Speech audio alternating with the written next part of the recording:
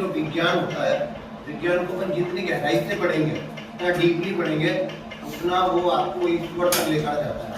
और अगर विज्ञान को ऊपर ऊपर पढ़ता है तो समझ लीजिए आप ईश्वर से दूर करेगा। लेकिन डीपली पढ़ेंगे तो एक मेरा है कि what is the final goal of human life, मनुष्य के जीवन का लक्ष्य क्या है, फाइनल लक्ष्य क्या है, उसके लिए हम विज्ञान का टॉपिक यूनिवर्स के बारे में जानेंगे। देखिए हम जहाँ रहते हैं वो हमारी अर्थ, हमारी पृथ्वी है ना। हमारी पृथ्वी मान लीजिए यहाँ है। हम सारे जितने भी लगभग 200 कंट्री है, 200 देश है, वो हमारी पृथ्वी पर है और उनमें से हमारा इंडिया एक है। लेकिन ये पृथ्वी भी जिस पार्ट का हिस्सा है वो हमारा सोलर सिस्टम है। सोलर सिस्टम में सूरज है और कुछ प्लैनेट्स है और सब प्लैनेट्स है, यानी ग्रह है, उपग्रह है, सारी चीजें हैं। ये सारा पर्टिकुलरली सन के अराउंड मूव करते हैं, मतलब चक्कर लगाते हैं, सन के चारों तरफ घूमते हैं हमारे ग्रह। विज्ञान कहाँ तक पहुंचा है देखिए। विज्ञान ने भी लगभग 40 से 45 साल पहले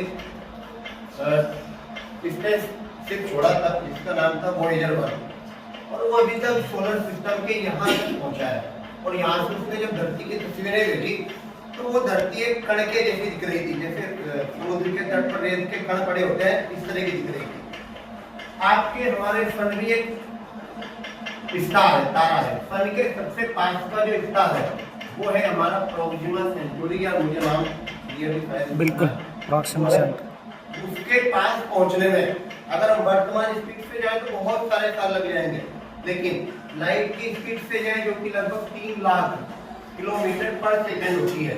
मतलब कि लाइट की स्पीड इतनी होती है कि 1 सेकंड में लाइट पूरी अर्थ के 27 से 28 चक्कर लगा लेती है। और हमारे सबसे तेज गति से चलने वाले पेट्रोल प्लेन को भी अगर धरती का एक चक्कर लगाना पड़े तो भी वो लगभग 5 घंटे लेगा। और लाइट की स्पीड इतनी होती है कि वो 1 सेकंड में 28 चक्कर लगा लेती है। इस स्पीड से भी जाए तब भी हमें सबसे पास के तारे तक पहुंचने में 4.22 साल लग जाएंगे, 4 साल लग जाएंगे। ये हो गया हमारे सबसे पास का तारा। और हमारी जो गैलेक्सी होती है, जो हालांकि गैलेक्सी के अंदर बैठकर उसका शेप क्या है वो नहीं जाना जा सकता है, जैसे घर के अंदर बैठकर ये नहीं बता सकते कि घर कैसा है, बाहर जब तक नहीं निकले। फिर भी वैज्ञानिकों ने कुछ आकृति बनाई है हमारी जो गैलेक्सी इस तरह की है। उस गैलेक्सी के एक कोने पर हमारा सोलर सिस्टम है। अगर हम गैलेक्सी की बात करें तो इसमें लगभग 200 अरब से भी ज्यादा सूरज जैसे स्टार्स हैं और इसको पार करने में अगर लाइट की स्पीड से भी चले तो 1 लाख साल लग जाएंगे। कितना लग जाएंगे? 1 लाख साल। इसमें हम रहते हैं। उससे छोटा सा पार्ट है हमारा अर्थ, हमारा सोलर सिस्टम। और वैज्ञानिकों का मानना है कि अभी तक हमने जितना यूनिवर्स देखा है वो केवल 5% हिस्सा देखा है। 95% यूनिवर्स अभी तक देखा नहीं गया है, क्योंकि वहां तक आपकी दूरबीनें भी नहीं देख सकती। और जो हिस्सा देखा गया है वो भगवान की मात्र एक कोशिका के बराबर है। यानी कि पूरा ब्रह्मांड, यानी विश्व रूप भगवान का एक हिस्सा वो अनेकों ब्रह्मांडों से मिलकर बना है। तो हमारी जो हैसियत है भगवान के सामने वास्तव में कुछ भी नहीं। हम ऐसे ही घमंड करते हैं, छोटा सा मकान बना लें, छोटी छोटी चीजें जोड़ लें, कार ले लें, तो ये बहुत बड़े आदमी बन गए। अब वास्तव में देखें तो क्या करोगे आप? ज्यादा से ज्यादा पृथ्वी का साम्राज्य आपको मिल जाएगा। पृथ्वी का मिलने भगवान चाहे तो आप पूरे यूनिवर्स का बना सकते हैं भाई। और यही बताना चाहूंगा मैं कि हमें घमंड किसी भी बात पर नहीं करना चाहिए। बहुत अच्छा। My name is Sierra. I am teaching English. I have been learning gender topic.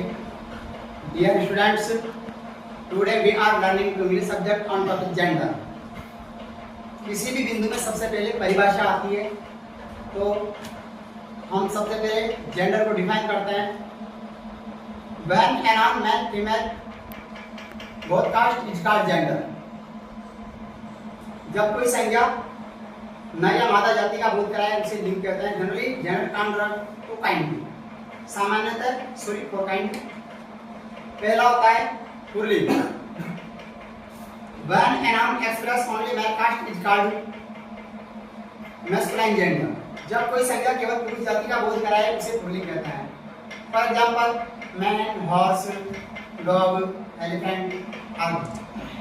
इसी क्रम में दूसरे नंबर पर आता है स्त्रीलिंग। जब कोई संज्ञा केवल स्त्री जाति का बोध कराए उसे स्त्रीलिंग कहते हैं। और translation into English, when a noun express only female caste is called feminine gender. For example, girls, Rama, Gita, mayor, cow आदि। और इसी प्रकार तीसरे नंबर पर आता है उभयलिंग। जब कोई संज्ञा स्त्रीलिंग तथा पुरुष दोनों जातियों का बोध कराए उसे उभयलिंग कहते हैं। और translation into English, when a noun express male, female